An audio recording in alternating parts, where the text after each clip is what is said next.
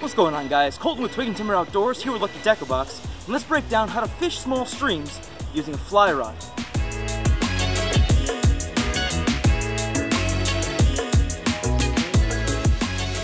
First, let's break down the rigging.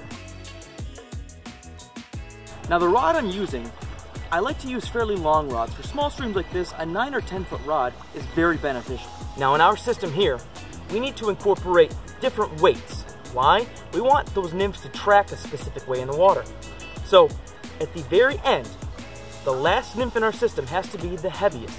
So what we're going to do, we're going to tie our level leader to our lightest fly, our second lightest fly, and then our third. You can attach it all in one piece, or you can attach it with tippet to the bend of each hook.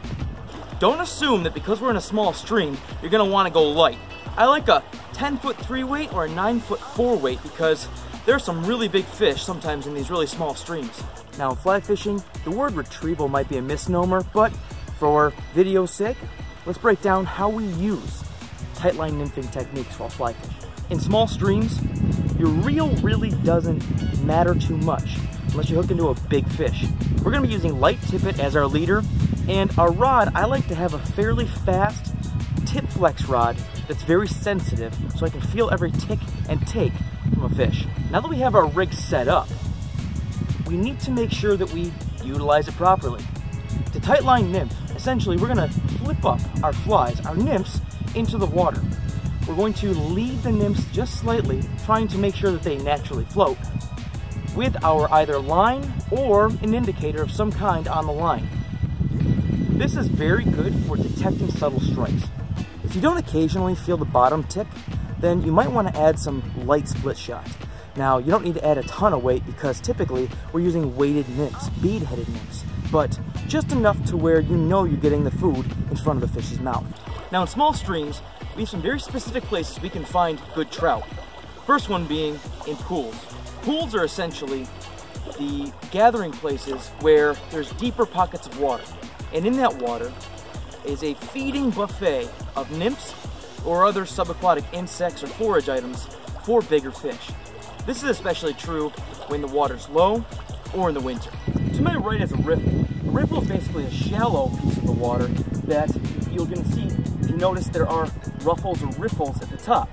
Now, at the head or the tail of this is actually a good spot to find trout because the food is kind of funneled into certain locations and they know where those are. If the water's high enough, runs like this are a great place to find fish, not down the middle, but just to the sides.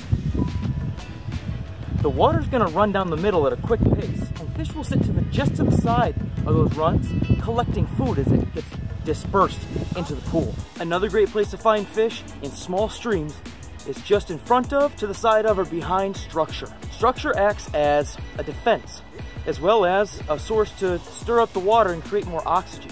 In addition, sitting behind the structure actually funnels the food to the fish.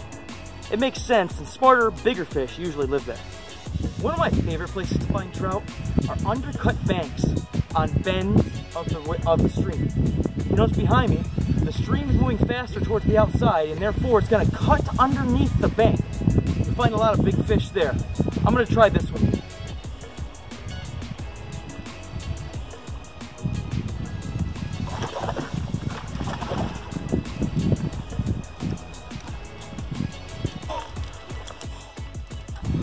Small streams produce big fish.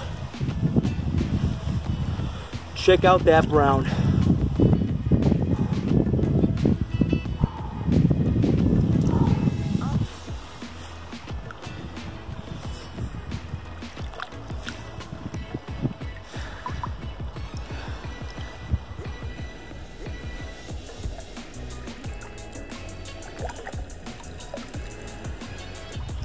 Hopefully you guys liked the video. If you did, give it a thumbs up. Subscribe to the channel. Check out the other videos in the playlist, these are how-to videos. And remember guys, catch you guys on the flip side. Tight lines, and we're out.